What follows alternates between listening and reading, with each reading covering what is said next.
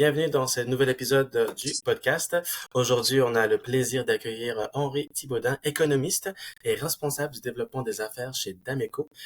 Donc, il va nous parler un peu de son expertise, de son expérience dans le domaine de l'économie et nous mettre un peu en contexte dans notre projet de refonte du guide tarifaire et euh, notre travail qu'on a à faire avec tout ça. Donc, merci beaucoup, Henri, d'être avec nous aujourd'hui. Merci de l'invitation. Fait que moi, j'aime bien commencer avec un peu une mise en contexte. Parlez-nous un peu de vous, votre background un petit peu. Euh, Oui. on part du... Alors moi je suis de mon accent je suis français. J'ai fait mes études ici au Québec en économie, donc une maîtrise en économie à l'Université de Montréal. Et puis dès que je faisais ma maîtrise, à partir de ce moment-là, j'ai mis un peu le pied sur dans la santé parce que j'ai fait quelque chose de très sexy qui s'appelle de la prévision en fait des soins de courte durée au Québec. OK. Donc ça me permettait vraiment de comprendre comment utiliser des méthodes économétriques, donc des méthodes statistiques assez poussées, pour pouvoir voir justement si par tranche de population, par sexe, on pouvait faire des projections en fait des demandes ou des besoins de soins de santé et d'hospitalisation de courte durée. Donc ça a été un peu le début. C'était un rapport assez intéressant qui a été assez vite pas tabletté, mais Ouais. qui a été mis de côté parce qu'on avait des résultats qui plaisaient pas trop, notamment sur le rationnement de certaines catégories de population qui n'avaient pas accès aux besoins dont ils nécessitaient. Donc j'ai pu un peu voir déjà les mécanismes en place. Et puis par la suite, j'ai continué pas vraiment dans la santé. La santé revenait toujours un petit peu.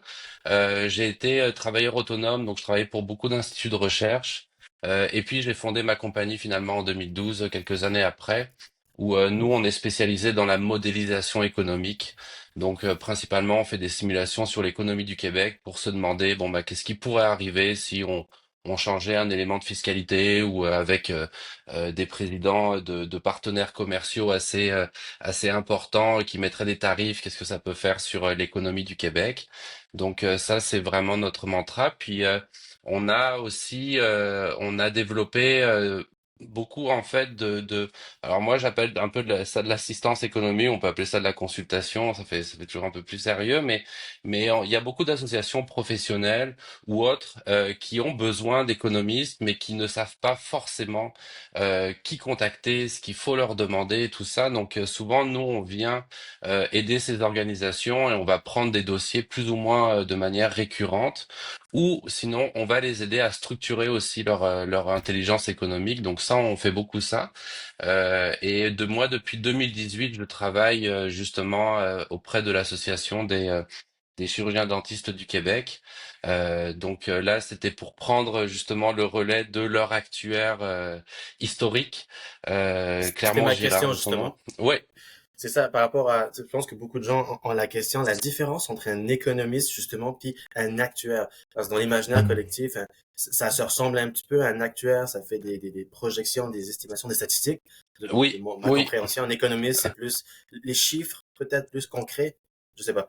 C'est quoi la Oui, différence?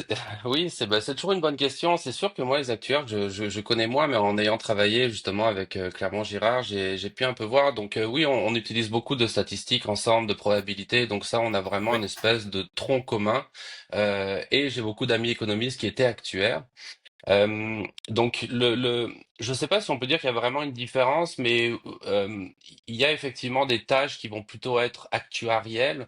Donc où on va aller regarder un peu les risques ou les probabilités qu'un événement surgisse et puis venir mettre ça dans le cadre tarifaire, par exemple, venir mettre ce risque dans le tarif. mhm, Nous, les économistes, on va vraiment considérer un peu En fait, beaucoup, c'est une science sociale, donc on va surtout regarder le comportement des gens. Donc, dans les questions tarifaires, par exemple, on va s'intéresser au fait que, bon, si on augmente un tarif, peut-être un peu trop, en tout cas, on augmente un tarif, est-ce que finalement, je vais avoir une diminution des gens qui vont venir prendre tel acte ou qui vont venir acheter un produit, là, si on parle d'un tarif d'un intéressant. produit? Donc On le ça, remet en c'est vraiment, contexte social, dans le fond, la statistique, pour oui, pas qu'elle soit dans le néant, en quelque sorte. exact. Puis tout en considérant aussi l'utilité qu'ont les choses. Donc en santé, par exemple, il y a des économistes de la santé qui travaillent beaucoup justement sur la valeur d'un acte ou d'un médicament. Oui, Donc ils vont aller regarder, bon bah finalement, je vais mettre des dollars sur la qualité de vie que je vais apporter à la personne qui prendrait ce médicament. Et avec ça, on va avoir des instituts comme l'INES, par exemple, ou quoi, qui vont décider qu'un médicament devrait être remboursé ou ne devrait pas être remboursé, parce que justement, ce qu'il apporte sur la qualité de vie n'est pas suffisant. Donc ça, ce sont des choses qu'effectivement les économistes font beaucoup, mais on est assez proche, hein, on va actualiser les choses, on va considérer les risques, donc on est quand même assez proche, mais je pense que nos fondamentaux sont différents. Nous, on répond à notre Dieu Pareto, qui était un oui. sociologue, et donc je pense fondamentalement il y a des choses différentes, mais là, en tout cas dans mon expérience, quand j'ai eu à travailler avec un actuaire, disons qu'on s'entendait très bien et on se comprenait assez rapidement sur toutes les choses. Parfait. Et que ça, dans le fond, vous avez repris un peu les rênes chez les dentistes, en fait, de leur guide de tarification. Mettez-nous un peu Oui, en contexte là-dessus, comment c'est arrivé, puis c'était quoi votre rôle, dans le fond, c'était quoi le projet? oui. Alors pour l'association, donc moi je les assiste sur beaucoup de sujets, mais effectivement la première chose que j'ai eu à apprendre, c'est ce guide tarifaire qui est très établi. C'est vraiment un des guides tarifaires. Je pense que même au Canada, il y a pas d'association de dentistes dans les autres provinces qui ont un guide tarifaire aussi étoffé. OK. Et à mon souvenir, on n'est pas loin de la 60e édition. Donc c'est quand même Ah ouais, quelque c'est pas chose leur qui premier depuis. rodéo. C'est Non, ça. non, effectivement. Donc en fait là, pour les tarifs, moi je m'occupe principalement. Il y a un comité tarifaire au sein de la CDQ. Il y a une dentiste conseil aussi qui est là. Donc là qui elle va voir si par exemple il y a un nouvel acte à mettre dans le guide, qui va venir regarder un petit peu bon bah cet acte, comment il est. euh, la, Pardon, excusez-moi, Mhm. l'aspect relatif de cet acte par rapport à d'autres actes, est-ce qu'il va demander plus de travail, est-ce qu'il va y avoir plus de risques associés à ça, et donc là, pour pouvoir vraiment l'introduire et en faire un nouveau tarif. Maintenant, nous, ce qu'on fait chaque année, par exemple, je vais recevoir, parce qu'il y a beaucoup d'actes qui sont remboursés par la RAMQ pour Oui. les gens qui sont bien entendu assurés par la RAMQ. Et donc là, en fait, nous, on va venir chaque année, on va regarder deux choses. D'une part, est-ce que les dentistes suivent le guide? Donc, est-ce que effectivement les tarifs que l'on reçoit, donc ça, on les reçoit au niveau des assureurs, est-ce qu'on observe que sur des traitements assez entre guillemets banaux ou des traitements plus complexes, est-ce qu'on observe que les dentistes ont vraiment suivi le guide, donc ont facturé les montants qui sont dans le guide? Donc ça nous permet, on regarde donc selon plusieurs types d'actes, mais on regarde aussi dans l'ensemble où on va pouvoir dire bon bah oui effectivement. Les dentistes suivent 96% des tarifs du guide. Vous voyez? Ça a Donc une ça, c'est valeur ajoutée pour le gouvernement parce qu'en se disant que les gens l'appliquent, enfin les dentistes l'appliquent, ben ça vaut la peine de continuer à suivre ce guide-là, je oui, présume. c'est effectivement déjà une validation. Alors après, c'est toujours pareil, hein, au bout d'un moment, quand ça fait 60 Mhm. ans qu'il y a un guide de tarifs, c'est sûr que c'est devenu la norme. C'est ça. Ça va aider aussi un dentiste qui arrive et puis qui monte sa clinique et tout ça. Il va forcément se référer à l'acte, ou il peut y avoir des actes qu'il ne fait pas souvent. Là, il est amené à le faire. Bon, bah, le facturer, il va aller là-dessus. Mais oui, et oui, tout à fait, c'est très important auprès des gouvernements, mais aussi auprès des assureurs. Et puis, Exact. comme je le disais, on en parlait souvent avec la CDQ, c'est que bon, l'avantage que c'est qu'à 60 ans, ils ont établi le niveau. D'accord? Donc ils ont Oui. vraiment établi le premier tarif d'il y a 60 ans. Bon, ben, voici les différents actes et voici combien de dollars on devrait demander, ou en tout cas on suggère de demander pour la réalisation de cet acte-là. Mais une fois qu'on a ça, il y a quelque chose qui est vraiment essentiel, c'est l'évolution de ces tarifs. Et C'est ça ça, que j'allais dire. c'est vraiment super important parce qu'on l'a vu. Dans les temps entre guillemets normaux, donc si on prend de 2016 à 2019 par 19, exemple, ouais, bon, avant la pandémie. ouais, avant la pandémie, après, bon, il y a les temps normaux, c'est assez compliqué d'en avoir là. Finalement, je sais pas si c'est la norme, mais on voyait, bon bah ça augmente, on aurait pu arriver à augmenter de 4%, et puis on était bien. Par Par contre, année. là, Mhm. quand on a des choses comme la pandémie. Là, le portrait, il est plus pareil parce que on va voir que nos fournisseurs ont augmenté les prix de manière significative. En même temps, on a des dentistes qui font face à des pénuries Mhm. de De main-d'œuvre. personnel. Ça leur coûte plus cher et donc là, c'est très important d'avoir vraiment un outil pour pouvoir suggérer des augmentations. Donc moi, c'est ce que Ça, je c'est fais. Ouais. Ça, c'est intéressant parce que justement, avec la pandémie de mémoire, les dentistes avaient aussi des nouvelles normes au niveau de l'hygiène dans leur salle, de nouvelles normes de stérilisation. Tout avait été bumpé de beaucoup. Fait que je présume que vous avez pu un peu chiffrer tout ça, le cost de tout ça et le rentrer dans l'équation d'augmentation.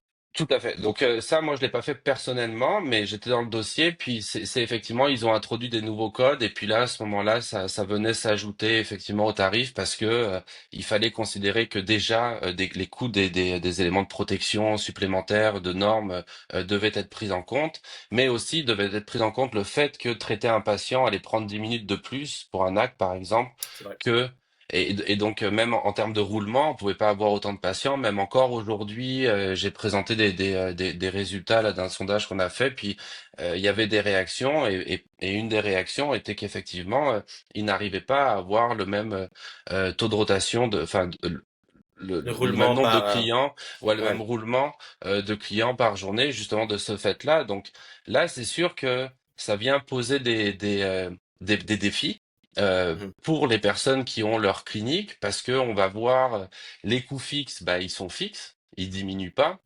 Donc là, mon nombre de patients diminue ou le nombre d'actes que je peux faire diminue.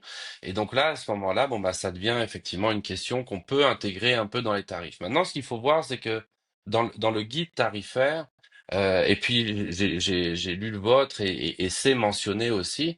Oui, Euh, ça n'est c'est une base. C'est vraiment une base qui est extrêmement importante à avoir, mais il ne faut pas oublier qu'après la personne qui a sa clinique va faire des choix d'affaires et donc pourrait bien sûr. décider d'avoir certains tarifs pour attirer des clients, des patients ou clients, mais un peu plus bas, et puis après avoir d'autres tarifs. Donc ça Ou c'est ajuster à la hausse dépendamment de la géographie. Mettons quelqu'un à Montréal et- versus quelqu'un en région, il y a d'autres tout à fait. facteurs Tout à qui fait, vont influencer on est ça. complètement là-dedans. Donc ça fait une base de référence extrême. Et puis les assureurs, évidemment, ils sont sur le tarif, ils regardent ça. Ça, c'est extrêmement important. C'est un outil qui est vraiment puissant. Et puis là, juste pour, par exemple, aujourd'hui, il y a des négociations slash beaucoup de discussions avec l'assurance fédérale dentaire. Oui. Et là, je peux vous dire que le Québec fait quand même très très bonne figure en arrivant avec un guide comme ça. Ils peuvent justifier quand même des choses que les autres ont un peu plus de mal à justifier. C'est ça. C'est vraiment ça le nerf de la guerre en réalité, c'est de prouver nos chiffres, ce qui est une analyse réelle, actuaire, économique, qui a été fait par un expert, par des experts dépendamment, Ouais, qui va tout à pouvoir fait. prouver en fait c'est vraiment le fardeau de la preuve du coût vient à la profession à ce moment-là. Exact, exact. Puis de toute façon, il faut aussi quelqu'un qui ait pris l'initiative de le faire Oui. pour arriver avec quelque chose et avoir des discussions. Après, en plus, ça peut être très intéressant quand il y a des moments, il peut y avoir des évolutions technologiques. Là, je vais prendre un terme très large, mais Mhm. qui ferait que bon bah à ce moment-là, oui, je vais passer 5 minutes de moins pour faire ce traitement, mais en même temps, cette machine, elle m'a coûté tant. Donc c'est là où c'est intéressant de venir jeter un œil sur les tarifs de ce point de vue-là. Et forcément, si on a une recette un peu plus établie, ça devient entre guillemets plus facile, mais en tout cas, on peut voir assez rapidement la cohérence de la chose et adapter, parce que l'objectif, puis ça c'est un objectif, euh, comment dire, poursuivi par tout le monde, mais on n'a pas envie que les années avancent et puis de finalement de voir que notre pratique est de moins en moins rentable et que notre rémunération personnelle subit ça. Donc ça, c'est vraiment un air très important. Puis juste pour terminer La chose, c'est que chaque année, chez les dentistes, on fait Oui, effectivement un sondage. On fait un sondage sur les salaires, un sondage sur les loyers, et puis on a différents éléments du panier de dépenses d'une clinique. Et là, on va aller suivre justement les évolutions. Donc là, je vois par exemple dans votre guide tarifaire que vous m'avez oui, envoyé, on voit l'IPC qui arrive. Vous voyez? oui. L'IPC, c'est un indice, on l'utilise pour certains On va postes de juste dépense. l'expliquer aux gens qui Oui, connaissent pas c'est quoi l'IPC. oui, pardon. L'IPC, c'est l'indice des prix à la consommation. Donc, c'est effectivement, c'est ce qu'on entend là en ce moment. On l'entend en plus beaucoup, puis on C'est entend beaucoup, oui. beaucoup depuis la pandémie. Les prix évoluent dans l'économie, et donc là, on regarde avec le panier de consommation des Québécois. Voici, finalement, l'an dernier, ils dépensaient 20 000 dollars en épicerie. Ben, cette année, ils vont dépenser 26 000 parce qu'il y a eu une augmentation de 3%. Donc ça, ce sont des choses qui sont essentielles. Sauf que l'IPC, ça reste des prix à la consommation. Donc c'est Mhm. complètement différent d'un indice de prix, par exemple, d'une fourniture dont vous aurez besoin dans votre pratique et qui là a explosé, par exemple. En tout cas, dans moi, de ce que j'ai vu du point de vue des dentistes, c'est pas étonnant des fois de voir certaines fournitures 50% de plus. Ouais, Il des y a deux consommables qui fournisseurs. explosent, là. Post-pandémie, Eh, ça, on l'a vu Exact, beaucoup, là. Ne serait-ce que des exact. gants, des masques, tout le Tout monde à est pris fait. complètement Et aléatoire. donc là, c'est important de l'avoir parce que justement, on va réussir à faire finalement un indice, comme un indice des prix à la consommation, mais vraiment un indice des frais d'exploitation. Et donc là, ça va vraiment capter en fait, vous, votre manière de fonctionner et tous les différents éléments de votre panier. Et donc en prenant ça, ça permet de dire, bah, à la fin, regardez, on dit au comité tarifaire, on suggère une augmentation de 8% des tarifs. Maintenant, et c'est là où c'est important d'avoir un guide tarifaire, moi je dis Oui. 8% des tarifs. On s'entend que les tarifs, il y en a un paquet, eux, Ouais, c'est un 30, gros 40, PDF. 50 éléments, voilà. Ouais, c'est vraiment énorme. Et donc là, Comment le après distribuer après ça? comment le distribuer effectivement, et c'est là où c'est toujours important d'avoir la recette initiale, parce que justement, on va tenir compte certainement que des fois, il y a des risques qui ont augmenté, donc mettons-le là-dessus. Pour qu'au final on obtienne notre 8%. Et c'est assez intéressant. Je viens de faire une espèce de pas de vérification, mais de contre-validation, Oui. parce qu'on a fait là un gros sondage où on travaillait avec des cabinets comptables qui s'occupaient des dentistes, donc on avait vraiment des portraits financiers très Ah, c'est détaillés. intéressant. Puis Vous êtes connecté enfin, au comptable des dentistes, pas nécessairement à lui, mais vraiment à leur cabinet comptable pour aller ouais, rechercher ces données-là. C'est c'est plus ça, pratique c'est que d'en ça. parler à eux directement, je pense, Ouais, tout à pour fait. Puis en ramasser les plus, données. ils nous en donnent un paquet comme ça, donc ça Oui, c'est déjà intéressant. Et puis, ce qui est bien, c'est que leurs clients, donc les oui, dentistes, leurs clients, en fait, sous leur accord, après eux, on leur envoie directement un deuxième sondage qui est qu'on appelle un sondage non financier. Donc là, c'est de savoir, ok, bon bah combien de patients vous avez vus, combien d'heures vous avez intéressant. travaillé, combien de et donc au final, on arrive à construire une espèce de clinique moyenne qui devient notre base de connaissances ultime. Donc c'est vraiment ça, c'est elle qui va nous donner notre panier de frais Benchmark. d'exploitation, la rémunération personnelle. Et ça, c'est quelque chose notamment dans les discussions avec la RAMQ, avec le M3S. Ce sont des questions qui sont des informations qui sont absolument essentielles. Mhm. Parce que, comme on le disait, l'objectif, c'est quand même d'avoir une rémunération personnelle juste. Et Oui, il peut y avoir des choses qui ont changé. Là, à ce moment-là, bon, bah, il faut qu'on en tienne compte dans les tarifs et dans les conseils, finalement, qu'on va prodiguer aux praticiens. Donc, moi, j'ai toujours vu le guide tarifaire comme une bible. C'est le départ, c'est la bible, c'est ça. Et puis après, ça va nous permettre d'avoir énormément d'informations dans des discussions très diverses. Je veux dire vraiment très diverses. oui. Et donc, donc voilà. Donc ça, Ça, c'est c'est vraiment, vraiment c'est ça. le principe avec la CDQ puis ce guide tarifaire. Et évidemment aussi c'est important parce que comme je pense que je l'avais mentionné là, mais il y a des moments où des nouveaux actes apparaissent et toujours pareil en ayant déjà une belle structure pour les centaines d'actes qui sont déjà là, ben, ça nous permet assez rapidement finalement de pouvoir mettre un prix ou un tarif suggéré là-dessus. C'est ça, parce que dans le fond, l'effort initial, c'est la mise en place de la fondation, c'est la première analyse que eux, ils l'ont fait dans la première, peut-être ou la cinquième édition. L'exercice que nous, on veut faire, dans le fond, la Tout à podiatrie fait. en ce moment. Puis par la suite, c'est un exercice annuel à continuer avec les podiatres, avec les l'économiste pour continuer à, à faire des suggestions d'augmentation annuelle et à ajuster les Oui, nouveaux actes, comme on dit dans le fond. Est-ce que exact. est-ce qu'on a un exemple, par exemple, que les dentistes, ils ont eu comment dire, un obstacle dans le parcours d'analyse où ils ont fait une erreur, par exemple, puis après ça, ça a eu des conséquences. Enfin, ils ont mal analysé, par exemple, un tarif, puis ça les a un peu mordus dans le futur. Est-ce qu'il y a je vois qu'ils sont quand même bien structurés, ça fait longtemps qu'ils font ça. Mais je sais pas s'il y a déjà eu un épisode où ils ont justement sous-estimé une analyse ou que ça n'avait pas été bien fait, puis justement, ça leur est retombé par la suite. Je sais pas si on comprend la Euh, question. ouais, non, je comprends. À ma connaissance, il y a pas eu d'événement, mais je pense que ça, c'est quand même aussi. Euh, il y a un filet de sécurité avec le Ouais. comité de tarification qui est là, parce que euh, comme je vous l'ai dit au début, il en reste pas moins que les dentistes, il y a deux choses très importantes. C'est que le guide est Mhm. secret, entre guillemets. Oui. Moi, en tant que patient, j'y ai pas accès. J'y ai accès en tant qu'analyste pour la CDQ, mais j'y ai pas accès. Donc ça c'est quelque chose d'extrêmement important, parce que sinon les gens vont tout de suite se dire, bah, c'est ça le prix que je devrais Et payer. l'interprétation peut être mal faite par les clients par la suite, Ouais, par les tout à patients. fait. Tout à fait. Et puis après, il y a des discussions. Le comité donc discute, comme je disais là, pour au moins sur les augmentations, il discute en ayant conscience.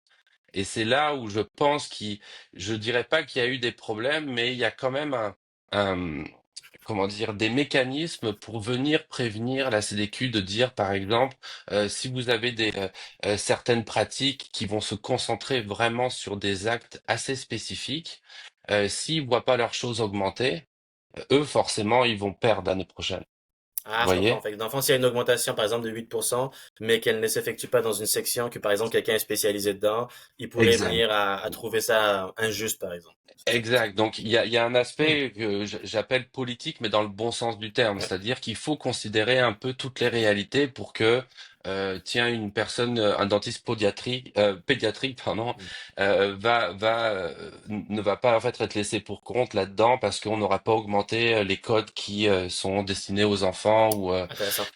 donc ça c'est quelque chose qui est intéressant, mais ça je vous dirais C'est un que bon point. c'est Parce que je le vois venir ouais. en pédiatrie, par exemple, avec les actes chirurgicaux versus les cliniques qui font pas de chirurgie, de prendre en considération cet aspect-là et que, voilà, ces augmentations-là doivent être prises en considération pour cette C'est catégorie-là. ça. Exemple que je vois comme applicable. Exact. Donc là, Hmm. est-ce que c'est uniquement dans la constitution du comité? Mhm.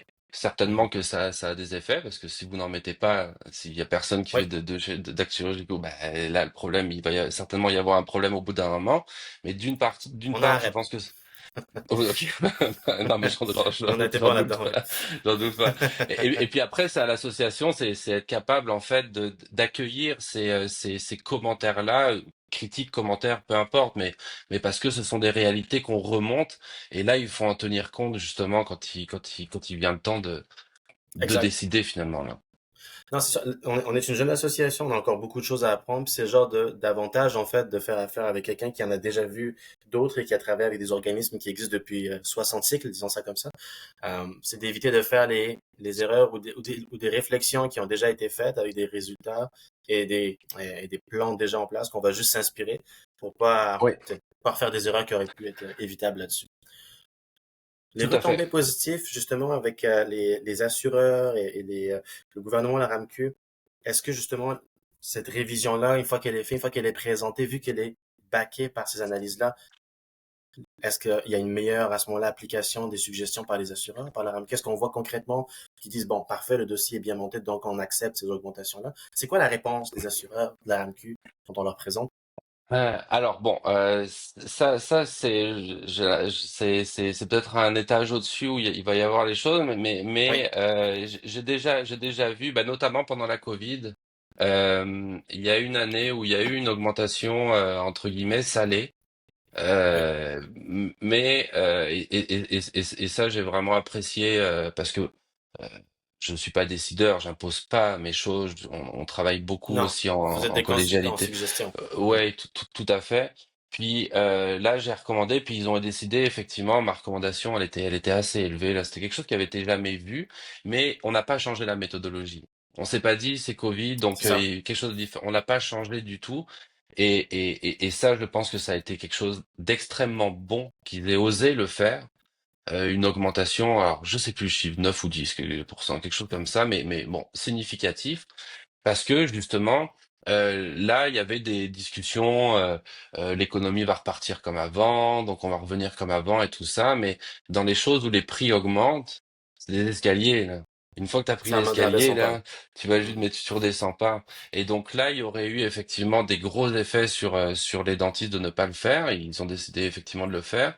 Des assureurs, ça c'est juste, je pourrais même pas. Mais oui, j'avais eu vent d'un assureur qui avait été surpris, mais je pense que c'était quelqu'un un gestionnaire d'assurance collective ou quoi, qui était vraiment surpris des résultats et tout ça, et qui contestait un petit peu, parce qu'effectivement, lui, je comprends là de son côté, se dire, mais là, ça peut nous coûter cher.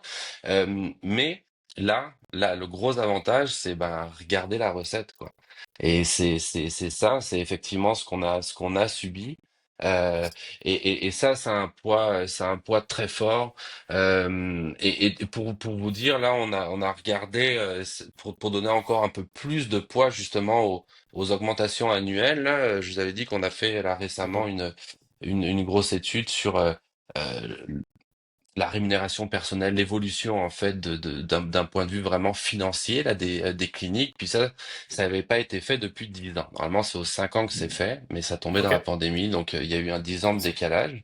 Et finalement, on a regardé, puis nous, on a un indicateur qui est très important, qui est le pourcentage de frais d'exploitation Mhm. dans les cliniques dentaires.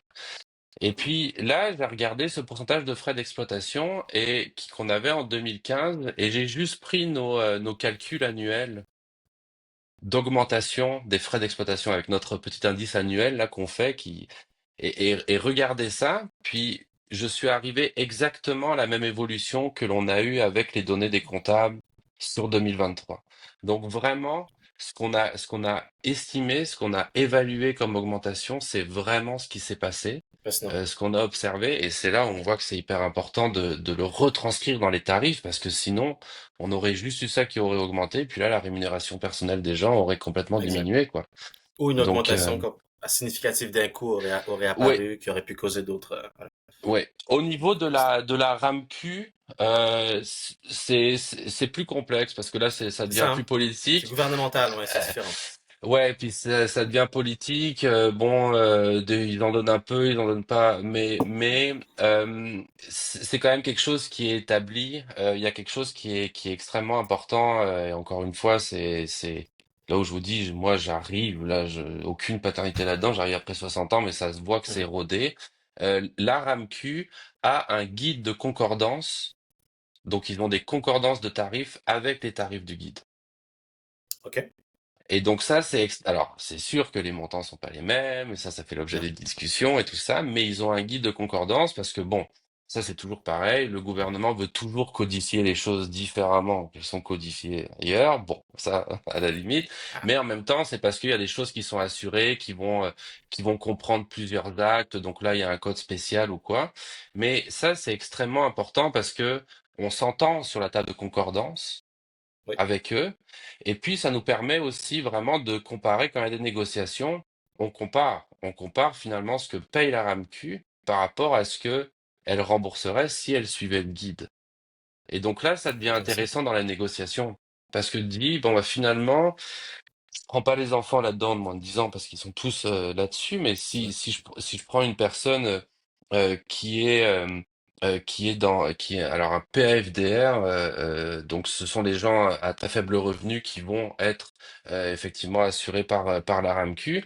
Mais le principe du dentiste, c'est de se dire, ben moi, pourquoi je devrais être moins rémunéré pour un même acte que je fais à une personne sous RAMQ versus une personne assurance privée ou pas assurance privée? C'est une belle question parce que dis, Oui, j'utilise le même matériel, j'utilise la les même coûts fixes sont chose. identiques, exactement. Les coûts fixes sont identiques. Alors bon, après, on peut recevoir des arguments de la part de la RAMQ. Oui, mais là, vous auriez pas besoin d'avoir cette machine si vous faisiez uniquement des acteurs RAMQ. Mais bon, on leur répond, mais on pourrait pas avoir une clinique rentable si on n'avait pas ces machines et si on faisait que ça. Donc, il y a ces aspects-là, mais c'est établi. C'est-à-dire que vraiment, c'est la première chose qu'on fait, c'est on se passe les dernières tables de concordance, on se donne les nombres d'actes par acte qui ont été faits au Québec. Ça, c'est grâce aux Mhm. assureurs qu'on les a. Et puis là, Oui. on fait une espèce de masse monétaire, tarif RAMQ, masse monétaire, tarif guide, et on donne un pourcentage des tarifs RAMQ en pourcentage des tarifs du guide. Donc là, Intéressant, fait qu'on est capable de voir à quel point il y a une distinction. On en arrive comme argumentaire, comme par regarder la différence et voilà, le désavantage qu'on a à ce moment-là. Intéressant. exact. C'est toujours important dans une négociation ou dans une discussion d'avoir un point de départ. Il y a un point de C'est ça. départ, c'est un fait. Maintenant, on lance la discussion et puis effectivement, il peut y avoir des arguments pour expliquer pour justifier que ce soit un peu plus bas d'un côté, un peu plus haut de l'autre. Bon, mais là, ça devient de la négociation, mais au moins, on, Mais au on, moins, on a on une parle de structure quelque chose. initiale. C'est ça. Oui, c'est Il ça, y a de parce la que chair autour de l'os, là, comme on dit. On peut tout à négocier, on peut fait. discuter. On a des Et, et, tu- arguments de et, notre côté. et tout comme il y a aussi, parce que là, bon, ça c'est des négociations, donc c'est parti. Mais il y a des négociations aussi qui sont vraiment qui portent, tiens, la RAMQ voudrait assurer un acte supplémentaire. Mhm. Et donc là, à ce moment-là, ben pareil, ils viennent discuter quel tarif on met. Et encore une fois, on en revient avec la recette, on en revient avec ces choses-là qui sont extrêmement importantes parce que comme euh, ouais, c'est les tarifs, il n'y a rien de plus compliqué Oui. parce qu'on se demande toujours au point de départ qu'est-ce que ça représente. Donc, la valeur de quoi? La valeur au patient, la valeur de mon travail et du risque que je prends. Donc, toutes ces choses-là sont extrêmement importantes en tout cas, considérer. Puis après, bon, bah, faire un choix et dire voici comment on établit ces tarifs. Parce que sinon, si on n'a pas de point de départ, c'est l'horreur. Puis nous, en économie, on a Oui. toujours l'exemple de l'eau qui a une valeur pas infinie, mais qui a une valeur immense, hein. Si on n'en boit pas, on Mhm. n'est pas là. Mais qu'on paye moins cher que l'essence, quoi. Exact. Bon. Donc, C'est un bon point, ça. ouais. Le risque que je vois justement, c'est d'arriver justement à le gouvernement leur proposer un prix pour un acte, mais qui n'a pas été suffisamment bien analysé. Eux, ils vont potentiellement prendre une décision en conséquence, puis on peut pas retourner en arrière, le danger avec le gouvernement. Je sais pas si les dentistes ont déjà eu ce genre d'erreur qui a été commis ou pas, ou une autre profession, ça doit sûrement être déjà arrivé. Puis à Ouais, ce moment-là, changer une machinerie, là, c'est pas, donc faut le faire ouais. tôt dans le processus, c'est là où je vais en venir, en fait. Si vous voulez Oui, le faire oui, tôt.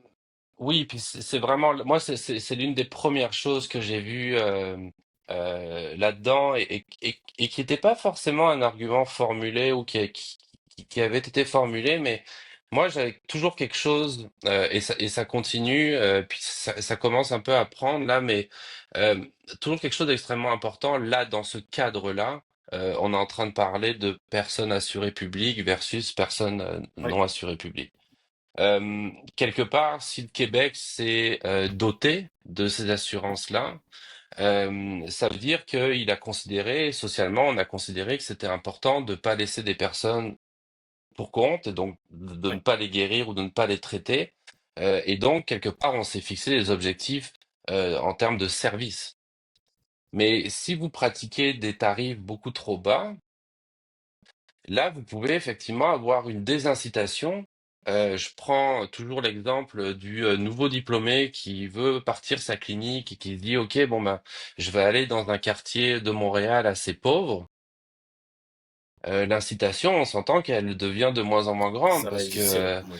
ça va être difficile. Non seulement vous aurez des patients plus difficiles à gérer potentiellement, mais en plus vous allez être moins rémunéré, donc votre risque financier va être augmenté. Et Exact. donc ça c'est effectivement très important à avoir. Et puis euh, ça permet aussi, alors trop élevé, trop bas, ça c'est toujours des questions. C'est Ça va voilà, toujours être trop bas pour quelqu'un, puis trop élevé c'est pour une autre normal personne. Mais au moins que l'évolution soit faite. C'est pour ça que euh, vous n'êtes d'avoir pas, un c'est point de pas une départ nouvelle. surtout. C'est C'est un ça. point de départ, mais votre pratique, elle est déjà quelque part établie. Tu Oui, vois? Et il y donc a ça, quelque c'est quelque chose. chose d'important d'aller regarder au moins, bon, bah, les actes les plus courants, on va les prendre, puis ça va être quasiment notre référence. Et puis là, à partir de là, on va pouvoir partir et puis établir les choses. J'aime ça parce qu'on Euh, rentre dans ma prochaine question, justement. Comment on voit le travail qu'il y a à faire pour, mettons, la podiatrie, dans le contexte où nous, ça a été beaucoup les podiatres eux-mêmes, les propriétaires initiaux, qui ont un peu établi leur prix. Est-ce qu'ils ont fait un exercice d'analyse de leur cost et tout, et un calcul possiblement? Peut-être qu'ils sont allés avec le mhm. marché, en voyant combien Ouais. les gens étaient prêts à payer, ils ont ajusté en conséquence. Donc, comment on voit refondre une guide de tarification à zéro? Comment on voit le projet en soi? Oui, alors ça c'est un très beau projet, c'est un beau chantier. Mais là on en a parlé justement de l'importance d'avoir ça à la Oui, fin. Euh, Ça, c'est sûr que au départ, il faut, enfin, c'est ce que j'appelle, c'est une phase de débroussaillage, puisque comme vous l'avez dit, bon, bah, on y est allé à l'entrepreneur, quoi. Enfin, même moi, quand je vends mes services, je me demande quel prix je mets, là. Donc, on est exactement. allé comme ça.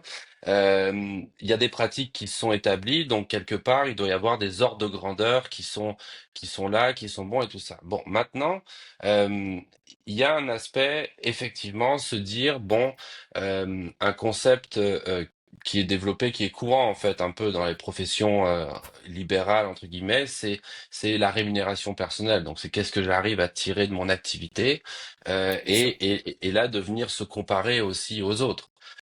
Parce qu'on peut très bien avoir une exigence, se dire, ben moi j'aimerais que ma rémunération personnelle se compare à des professions qui ont nécessité potentiellement autant d'études ou à des professions qui ont nécessité autant de risques que je prends. Donc ça, les comparaisons sont quelque chose qui vont être extrêmement importantes. À considérer et ça va être un très bon point de départ. Moi, Oui, je le pense aussi parce que même si vous allez parler avec des assureurs. Les assureurs sont pan-canadiens. S'ils voient un tarif par rapport de votre côté, il va dire mais là c'est pas normal. En d'où ça Colombie-Britannique sort. c'est tant. Et donc, mais tout en considérant aussi, bien entendu, la la sociodémographie.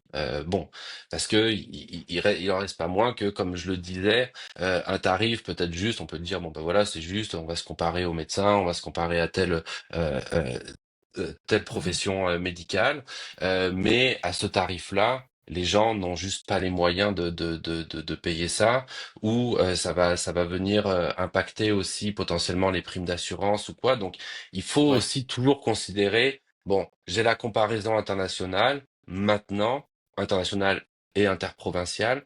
Maintenant, il faut que je considère que je suis au Québec. Donc, il va falloir vraiment que j'amène le contexte québécois là-dedans et voir comment ça va potentiellement jouer. Donc, ça, ce sont, il y a des choses à faire quand on fait, il y a des choix, pardon, à faire. oui, le choix. Donc, il faut vraiment aller dans ce débroussaillage, mais encore une fois, moi je pense, alors je vais voir tous les documents, je vais vraiment passer au travers là des informations et tout ça, parce que, comme je disais, c'est pas une nouvelle pratique. Donc Non. c'est quelque chose d'important aussi à considérer. Comment aujourd'hui se place justement le service podiatrique, comment il se compare aux autres services, et puis là, de là à partir vraiment au niveau de la pratique de la clinique, bon bah comment on tarifie ça? Et ça, c'est extrêmement important de considérer que pas le passé là, mais en tout cas l'actuel et de regarder tout ce qui a été fait, même votre guide, j'ai regardé le guide, puis bravo, là. C'est pas facile de sortir un guide comme ça. Je veux dire, c'est structuré et Ils tout ont fait un ça. bon travail, Ils définitivement, ont fait un bon initial. travail. Bon, ben moi, je vais venir prendre cette information et puis je vais aussi amener mon œil extérieur et puis là, amener, il y aura des discussions à avoir. Mais au tout départ, c'est de tout débroussailler pour avoir un cadre d'établissement des tarifs.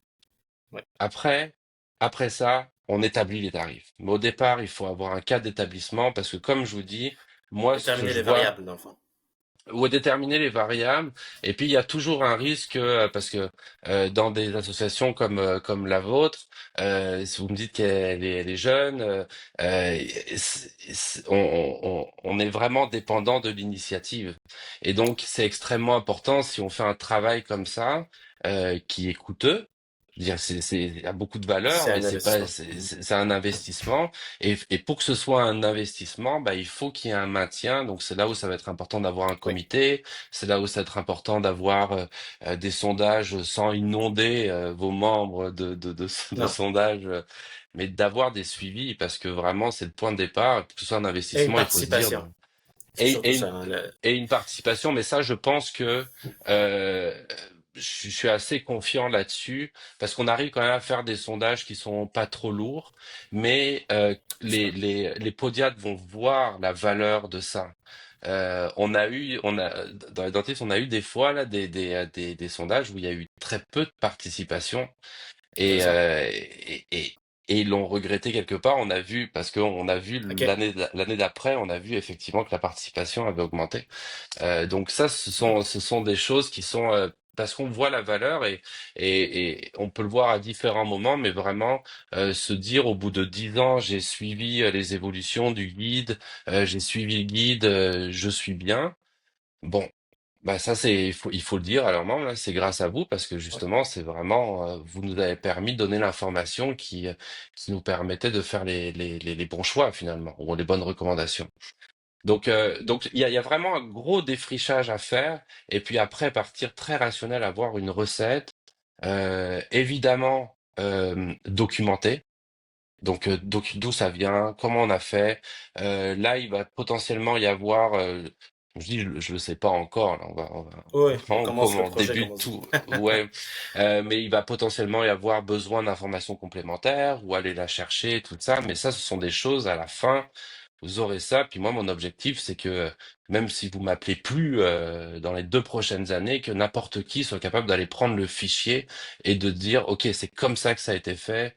Là, je vois Exact. 86,2. OK, j'ouvre le fichier Excel, je sais d'où vient le 86,2. Ça, c'est vraiment quelque chose qui est important parce que vous allez être amené à le mettre à jour, vous allez être amené à l'utiliser de différentes manières. C'est une Et donc, Bible, comme on disait au début, hein. C'est vraiment c'est, le c'est principe une même. bulle. Faut qu'il y ait une bonne façon de cataloguer l'information, de la retracer, de mettre les fondations, comme vous dites, par rapport à ça, de se comparer initialement avec les autres. On en reparlera en long et en large lors de l'analyse, mais comme les pratiques américaines qui sont similaires à nous, les provinces américaines qui pratiquent comme nous, les autres nations comme en Angleterre ou en Australie, Ouais, en Espagne entre autres, tout ça se ressemble un peu, comparer pour aller chercher ce qui se fait ailleurs, les autres associations autour du tout monde à et fait. voilà, baser ces chiffres-là sur ça. Et j'aime bien Ouais, aussi ce que vous disiez sur l'indice de la consommation. Il faut que les gens, il faut que le prix soit réaliste par rapport à ce que le marché est prêt à ouais, débourser. Il y a un autre aspect qui a été utilisé par le passé en pédiatrie, c'est de montrer, par exemple pour les plaies diabétiques, ils avaient démontré dans une étude, je vais peut-être botcher la référence là, mais si le podiatre n'était pas impliqué dans dans le processus de santé du patient diabétique qui a une plaie, le nombre d'hospitalisations augmente et le frais, on va être froid là, mais le frais hospitalier pour le tout à gouvernement fait. était beaucoup plus élevé. Donc c'était plus payant pour le gouvernement d'avoir des podiatres potentiellement dans le milieu public ou de payer les consultations privées pour diminuer le taux d'occupation hospitalière, le taux de complications. Donc, Ouais, il y avait comme un effet de preuve qui était établi de l'économie finalement. En nous oui. payant, nous, ils économisaient dans un autre aspect. C'était un peu ça, Exactement. pareil. Ça, c'est toujours quelque chose qui est sur plein d'aspects, mais ça, c'est la complémentarité finalement entre les Exact. expertises. Dire, bon, ben voilà, là, on intervient là, c'est notre valeur, elle est vraiment là. Puis ça va y avoir une valeur, oui, d'un point de vue froid. Bon, nous, on est très froid en économie, donc il n'y a pas de problème avec cette froideur, c'est comme Ouais, ça.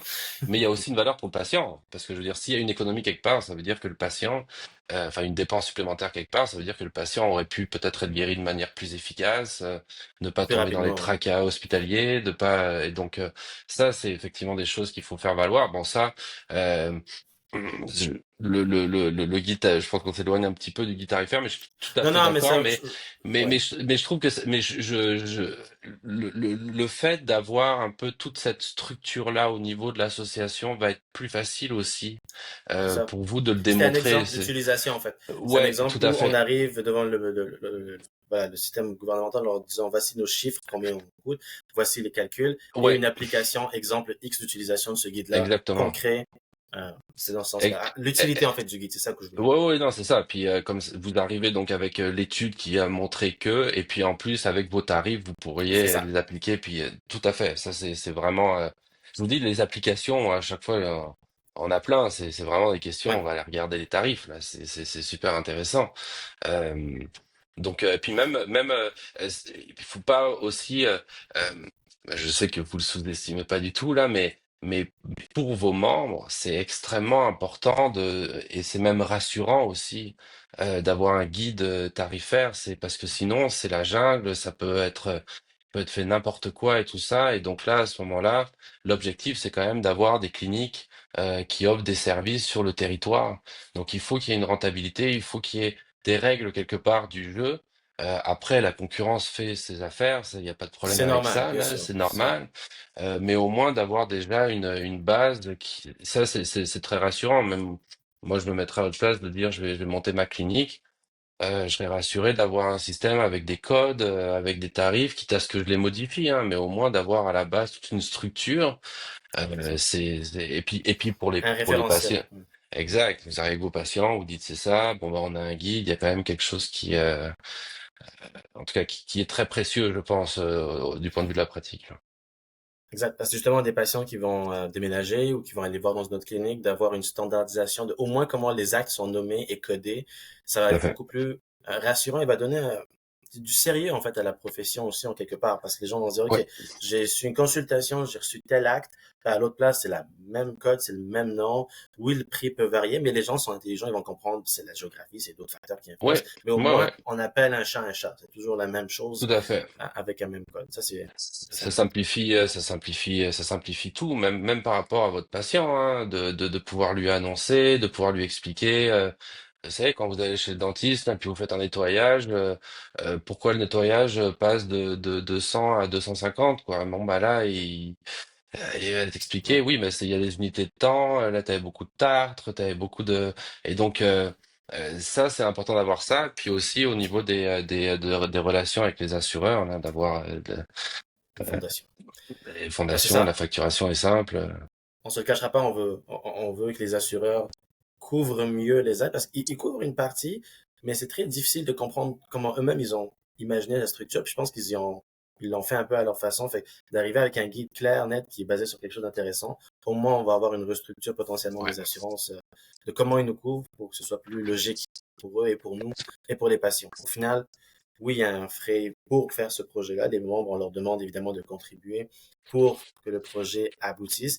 Mais au final, c'est un investissement parce Ouais, qu'il y a une retombée concrète qui va se faire dans les poches des gens. tout à fait. Tout à fait. Je pense qu'il y en aura.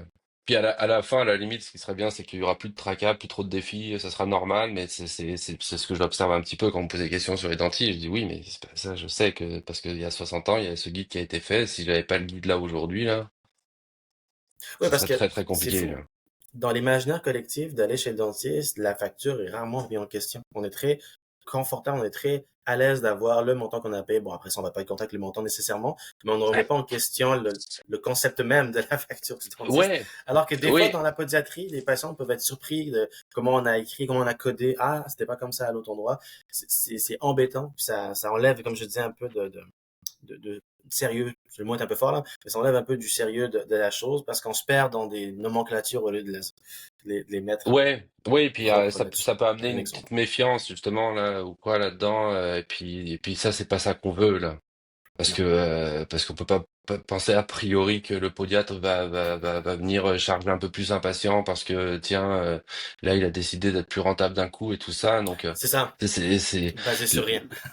basé sur rien donc c'est exact donc ça c'est pour ça que c'est important l'information au patient est importante là-dedans et le guide je pense est très très, très important là. Un projet comme ça, on va aller vraiment en mode au vol, là. Ouais. c'est pas quelque chose qui se fait en 2 semaines, évidemment. Euh, si on parlait de voler, comme on le fait ensemble Ouais. déjà en ce moment, juste décrire les étapes un peu pour les podiatres qui nous écoutent. Euh, Ce projet-là est structuré comment et c'est quoi les différentes étapes et un estimé de timeline général un peu du projet, juste pour que les gens, on est très transparent, je veux que les gens comprennent un peu l'envergure du projet. Donc Ouais, j'essaye d'un peu ouais. leur faire comprendre ça. Ouais, donc là ça a été divisé donc en deux volets. Donc le premier volet débute. Donc en fait le premier volet, l'objectif c'est vraiment d'arriver à un cadre méthodologique pour établir le guide tarifaire. Donc là-dedans finalement on est en train de parler de quelles recettes on applique. On va aussi parler de gouvernance. Donc ça, c'est ce qu'on se disait là. C'est bon, bah, Mhm. une fois qu'on a ça, l'association devrait poursuivre, en tout cas devrait avoir ses outils annuels, biannuels, aux 5 ans ou quoi. Oui, il y aura un Euh, département dans l'association, un comité, je veux dire, pardon, pas un un département, mais comité. un comité, puis il est déjà en place pour justement Bon, donc c'est de tout structurer, plus de dire, parce qu'encore une fois, moi je suis pas un spécialiste en gouvernance, donc effectivement, Non.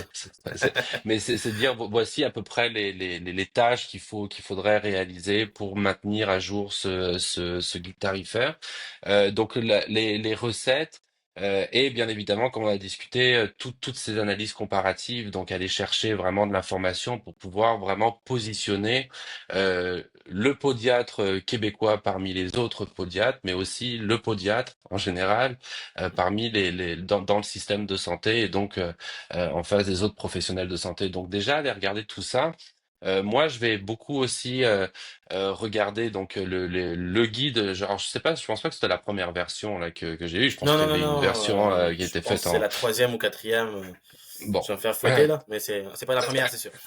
On est rendu à la Parfait. quatrième, je pense. Ouais. Parfait. Donc déjà, bon bah comprendre comment ça a été établi, sur quelle base d'information, et puis vraiment donc de tout défricher. C'est vraiment moi c'est un volet de défrichage, mais qui arrive vraiment à ce cadre méthodologique qui sera écrit et qui va identifier les informations supplémentaires à aller chercher pour aller justement dans le volet 2, parce que c'est là où on va avoir certainement besoin d'informations de la part des cliniques pédiatriques et de la part C'est là où on des va podiatres. solliciter les membres. Et c'est là où on va solliciter, c'est là où ça va être très important d'aller regarder des questions. Alors c'est toujours en confidentialité, ça c'est extrêmement Bien sûr. important parce que justement on n'a pas envie nous d'avoir cette C'est anonyme, on va information-là. pas avoir de... Voilà. Oui, bien sûr. Ouais, tout à fait. Donc ça, c'est d'avoir ça pour voir justement, comme je disais, c'est pas une nouvelle pratique. Il y a des pratiques qui sont établies. Bon, ben on veut comprendre et éventuellement identifier aussi s'il y a des défis actuellement, que ce soit en termes de rentabilité ou qu'on puisse observer peut-être des actes. Là, on n'est pas sur la chose parce que on considère pas ou peu ou pas assez le coût de la machine qui va vraiment venir permettre de faire cet acte, ou alors qu'il y a un énorme risque associé à un acte qui est pas pris ou peu ou pas assez. Comme c'est Hmm, toujours pareil, hein, c'est toujours relatif. exact. Euh, et donc là, c'est vraiment de partir à aller venir chercher ces informations complémentaires là qui une fois rentrés dans le cadre établi dans le volet 1, vont permettre vraiment d'arriver à la structure tarifaire, au guide tarifaire, qui sera un guide tarifaire recommandé. Donc là, après, le comité certainement va passer dessus, va regarder, Bien sûr. va tout voir. Et puis, une fois qu'il y a ça, et ben là, c'est vraiment là où vous êtes parti dans le sérieux. Et puis, se poseront des questions au fur et à mesure, un ajout d'un acte, des choses comme ça. Oui. Je pense que c'est bien ce que vous venez de dire, c'est que ce que vous venez de dire, je veux dire, c'est pas un acte qui est fait sans la consultation des membres. C'est pas l'association qui va dire c'est quoi les tarifs ou c'est quoi les montants. Évidemment, il n'y a pas de personne qui va être le juge là-dessus. On parle vraiment d'une sollicitation de tous les podiatres qui font des actes. C'est eux en fait qui vont Mhm. nous permettre.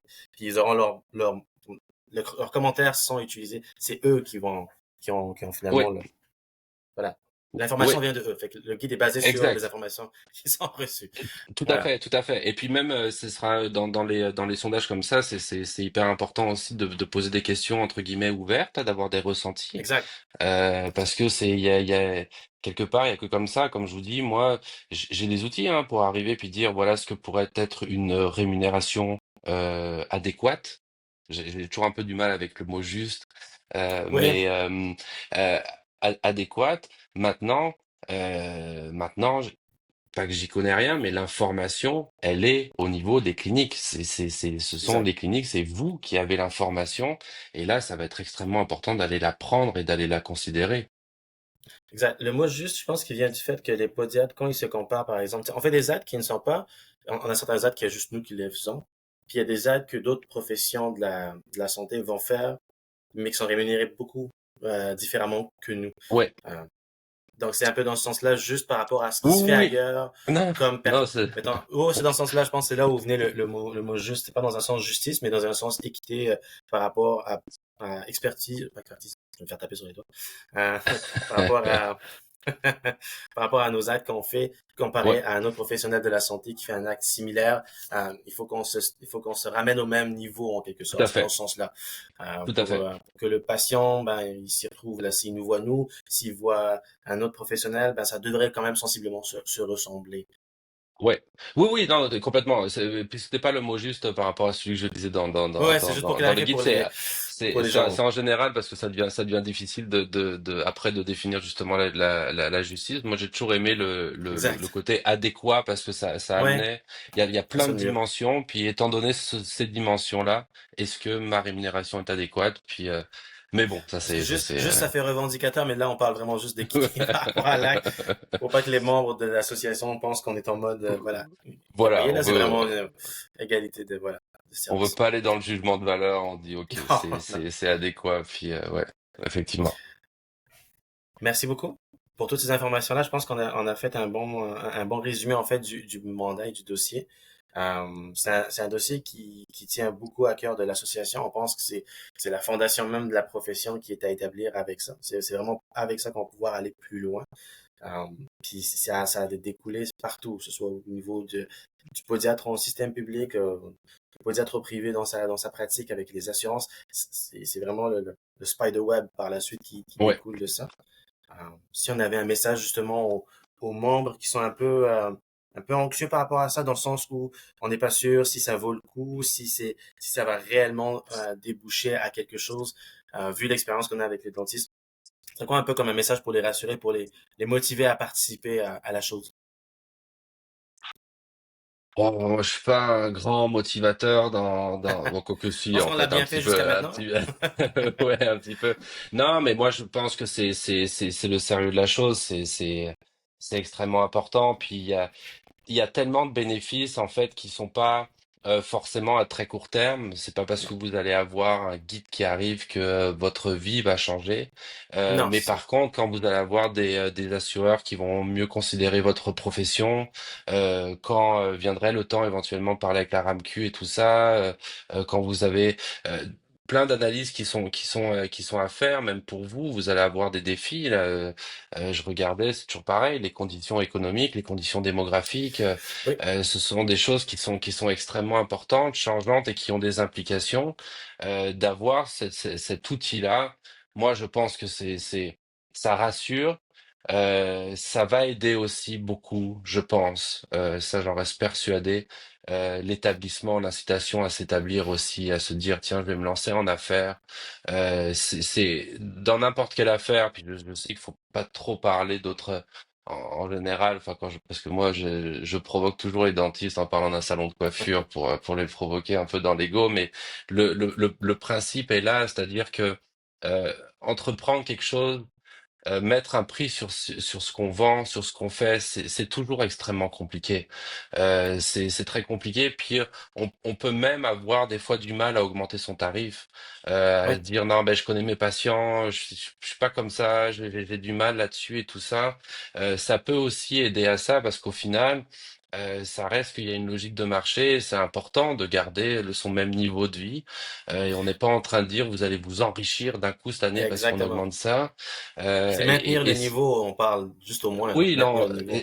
exact. Après, libre à vous d'adopter les meilleures stratégies du monde pour devenir la personne la plus fortunée du monde si c'est votre objectif ou autre, C'est si autre c'est chose, exactement. notre Oh, ouais, c'est objectif. autre chose. Mais donc ça peut aussi rassurer. Puis je pense que c'est vraiment important parce que je parlerai à un podiatre qui va avoir 30 ans de pratique. Bon, c'est établi, il a son truc, mais un plus jeune, peut-être qu'effectivement, il va arriver puis il va se dire, ouais, bah là, bon, d'avoir un guide, c'est quand C'est même pas mal. c'est sûr. Donc moi, je dirais, c'est vraiment ça, ça structure beaucoup, ça va structurer toutes vos questions. Donc moi, la motivation est là. Comme je dis, c'est toujours pareil, c'est que le résultat sera au départ un guide, mais il va y avoir plein d'impacts qui vont venir par la suite. À chaque fois que vous ferez valoir votre profession, vous allez sortir le guide. Super. C'est clair et net. Merci beaucoup, beaucoup. C'est un plaisir de toujours discuter avec vous de tout ça. Euh, J'incite les membres qui vont écouter ça s'ils ont des commentaires, s'ils ont des suggestions, s'ils ont le goût de participer. Nous, on est toujours preneurs. Évidemment, l'association vit de ses membres. Fait que si les membres veulent s'impliquer, nous, on est juste plus contents. Donc, si vous avez une opinion, si vous avez des idées intéressantes, on vous invite à participer grandement. C'est un beau projet qu'on va lancer, qu'on lance concrètement. Donc, au plaisir de travailler ensemble, Monsieur Thibodeau. Merci encore Au grand et au plaisir. plaisir, un grand merci à vous. Bonne journée. Bonne journée.